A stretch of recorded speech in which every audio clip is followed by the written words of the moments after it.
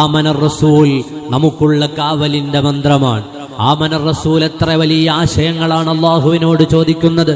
റബ്ബനാ ലാ തുഹമ്മിൽനാ മാ ലാ ത്വാഖത ലനാ ബിഹി വഅഫു അന്നാ വഗ്ഫിർ ലനാ വർഹംനാ അൻത മൗലാനാ ഫൻസുർനാ അലൽ ഖൗമിൽ കാഫിരീൻ.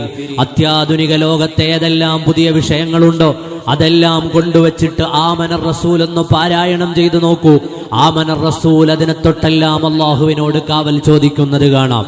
അത് അന്താരാഷ്ട്ര പ്രശ്നങ്ങളാണെങ്കിലും, നമ്മുടെ കൽബിന്റെ ഉള്ളിലെ വിഷമങ്ങളാണെങ്കിലും, നമ്മുടെ അടുക്കളകളിലെ പ്രശ്നങ്ങളാണെങ്കിലും, നമ്മുടെ വീടുകളുടെ ഉള്ളിലെ പ്രയാസങ്ങളാണെങ്കിലും, ഏതെല്ലാം പ്രശ്നങ്ങൾ ഒരു മനുഷ്യൻ അഭിമുഖീകരിക്കാനുണ്ടോ ആ പ്രശ്നങ്ങളെ തൊട്ടെല്ലാം ആ മനുഷ്യന്റെ മേൽ അല്ലാഹു സുബ്ഹാനഹു വ തആല ഭാരമായതൊന്നും ചുമത്തി തരരുതേ എന്ന് പ്രാർത്ഥിക്കുന്നതിലൂടെ റബ്ബനാ ലാ തുഹമ്മിൽനാ മാ ലാ ത്വാഖത ലനാ ബിഹി വഅഫു അന്നാ വഗ്ഫിർ ലനാ വർഹംനാ അൻത മൗലാനാ ഫൻസുർനാ അലൽ ഖൗമിൽ കാഫിരീൻ.